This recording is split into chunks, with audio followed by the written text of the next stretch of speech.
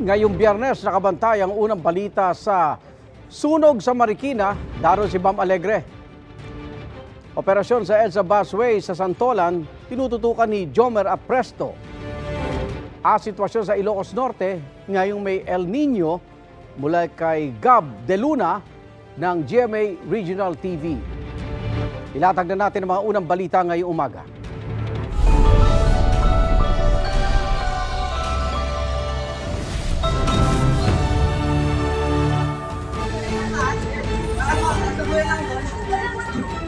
Sunog, sumiklab sa Marikina. Residenteng may kapansanan pinaghahanap. Bayan ng Solsona sa Ilocos Norte nagdeklara na rin ng state of calamity dahil sa epekto ng El Nino. Baka residente nagtsatsagang mag-igib para magkatubig. Pagpapabakuna, muling isinusulong ngayong World Immunization Week. Pertussis na isa sa mga sakit na kayang pigilan ng bakuna, tatalakayin sa UB Special Report.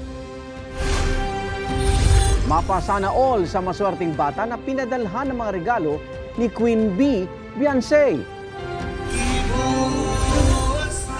At Kuya Kim, reunited sa It's Showtime host na sina Jugs